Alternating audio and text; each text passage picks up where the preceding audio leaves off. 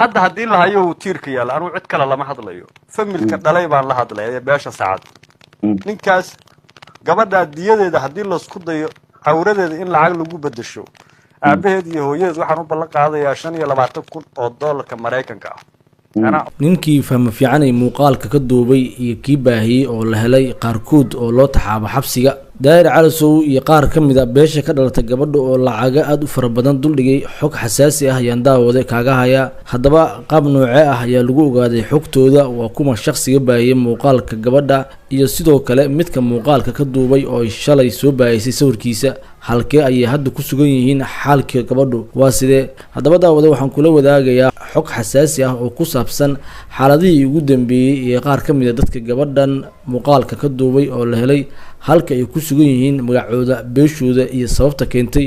in gabadhan muuqaalkeeda ay baahiyaan iyo inta lacag ah oo ay ka qaadeen intii ay rikaatada ku haysteen haddaba intaan bilaabay muuqaalka daawada haddii ay tahay marka koobaad aad soo booqato channelkeena Xalana Media subscribe dhoo furo gambalaalka si aad u noqoto daawadaha koobaad ee barnaamijyadeena like sar muuqaalka share gareey lana wadaag asxaabtaada mahadsanid fahmi fiicanay oo ahayd gabar caan ka ah aaladda TikTok ayaa muuqaalkeeda la baahiyay saacadihii ugu dambeeyay iyadoo la sheegay in muuqaal laga duubay xilli markaasi la kufsaday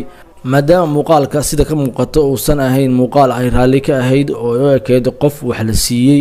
raagis ah oo markaasi dareenkeeda uusan joogin iyadoo markaasi dadka Soomaaliyeed ee muuqaalka arkay aad u argagaxeen la dareemay gabadhan in waxa lagu sameeyay uu yahay kufsi oo Israa'iil ka ahayn haddaba dhalinyaro ka soo jeeda beesha ay ka dhalatay gabadhu ayaa isku xilqaamay inay raadiyaan ninkan dhibaatada u geystay gabadha haddaba Xalana Media xogo hoose heshay ayaa sheegaya in kiiskan hore loo galay oo laba wiil oo dhalinyaro ah oo midkood lagu magacaabo magaciisa geesi kana tirsan yahay ciidamada Haramcad iyo Ibrahim Dheere oo ah shakhsiga muuqaalka gabadha ka duubay ee kiiskan ku lug yeesheen halka Ibrahimna oo muuqaal ka duubay geesina uu gabadha ku rikantay jiray muuqaalkan oo la galay waxa uu qaatay waqti xabsi ayaa la dhigay dhalinyaradan muddo kadib waa la soo daayay waxaana sida la sheegay suuro gashay in boolisku ay ka dileedaan taleefanadooda muuqaaladii markaasi gabadha laga duubay oo lagu rikantay jiray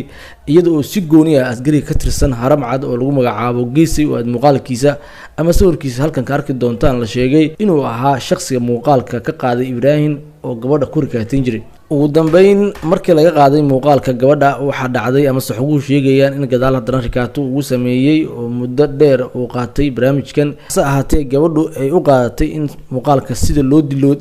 loo dileeday uusan caqabad kale dib uga soo laaban doonin waxa dhacday maalmo kadib in gabadha iyadoo ku sugan dalka Itoobiya la sheegay in lacag la weydiistay ay diiday maadaama ay aaminsaneed raggan waa la xiray muuqaalkana ma faafi karaan ugu dambeynsa muuqaalkii waa la soo baahiyay iyadoona markuu gabadhu ay ahayd gabar eeda badan laga tirsanayay oo dhalinyaro TikTok ay markaasi isaayeen haddaba sheekada gunaanadkeedu wuxuu ahaa inay gabadhu soo fariisatay media sheegtay shakhsiga dhibaatada u geystay sawirkiisana soo dhigtay waana ninkii koobaad ee markaasi muuqaal ka duubay shakhsiga ay soo baahisay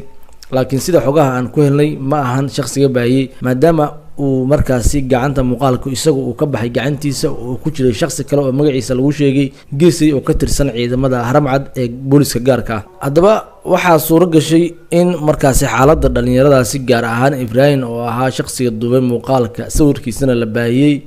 xaalkiisu uu aad qalqal u galo uuna ku dhuumaaleysto qeybo ka mid ah magaalada Muqdisho isagoo ka cabsanaya dhalinyaro ka soo jeeda beesha gabadhu ka dhalatay oo hadda raadsanaysa sida aad muuqaalada ku aragteen haddana halkan idinku soo wadaagi doono dad badan oo caan ah oo hogaamiyo Daahir Calasow iyo dhalinyaro kale oo caan ka ah baraha bulshada ayaa markaasi duldhigay lacag aad u fara badan oo qiyaas ahaan gaaraysa 25,000 oo dollar haddii qof keeno informationka ama xogta ninka ay gabadhu sawirkiisa soo baahisay oo ahaa shakhsiga horseeday ciqaabtan iyo rafaadkan gabadhan ay la marsiiyo lacag fara badanna looga cuno ugu dambeynna markaasi muuqaalkii la soo baahiyo waa Ibrahim haddaba Ibrahim wuxuu hadda ku dhuumaaleysanayaa xaafadaha kamid ah magaalada Muqdisho isaga oo ay u suuragali leedahay inuu isaga bax magaalada si uu markaasi u aado deegaankiisa uu ka soo jeedo walow tiyaashiisa ay degan yihiin sida la sheegay magaalada Muqdisho haddana uu xaafadooda ku sugan yahay halka askariga kale ee muuqaalka baahiyay ee ah shakhsi hubeysan aan ilaa iyo hadda xogtiisa iyo halka uu ku sugan yahay aan si toos ah loo helin haddaba daawade aan kula wadaago muuqaal dhalinyaro ka tirsan beesha gabadha oo dul dhigay lacag gaaraya 25,000 oo dollar madaxa wiilka dubay muuqaalka qofkii yara informationkiisa ama xogtiisa si uu lacagtaas galabtadii horeeto lacag baan ballan qaaday hadduu fikado $5,000 baan ballan qaaday qofkii meel kusoo sheega inaan siinayo aniga injineer keenaano meesha ku jira adiga daahir ahna markhaati ilaahay ka ah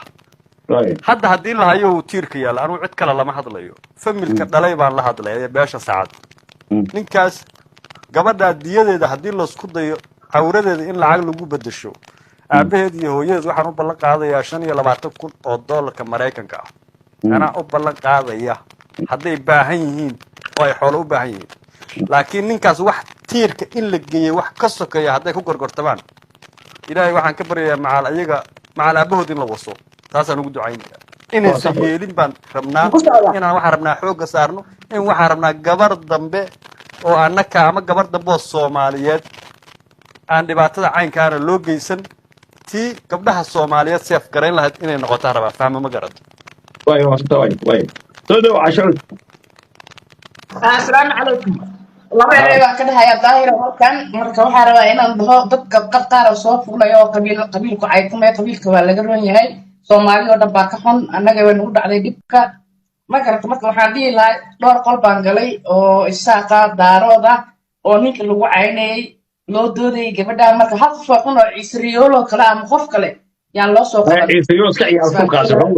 Israa'iil sa gabdhiisa iimiriga ka soo maahay Israa'iil loo caynay Israa'iil qofkii dhiig leh oo soo arkay fiidiyogaasi ma taageerayo uu ka xumaanayaa Israa'iil ka ciyaar suuq markasta ayaa suuqna uga shaqeeya yaa loo caynay intaas ayaan dhahayaa marka dumar waa isku mid meel kastaa joogtaan carada ka keenayso xanaaqaan naga keenayo waan dareemi karaa laakiin waxaan dhihi lahay laba qof oo xun yaa loo caynay qabiil oo dhan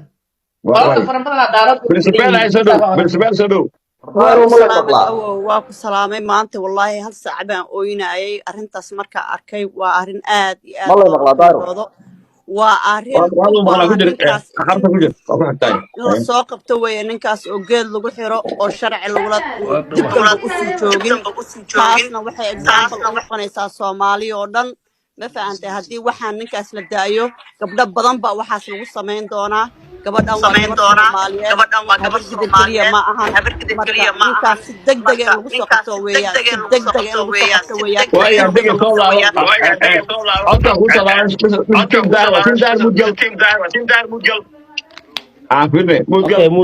hadda ma la maqlaaya hadda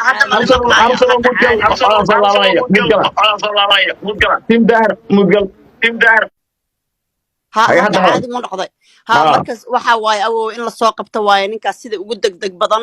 maanta aniga wallaahi waan qiirooday hal saac baan ooynaayay oo inta way iga kala joogsan weyso waa wax aad iyo aad looga naxo waa arrin Soomaalida dhan saameynaysa oo gabdho badan waxaas lagu samayn doono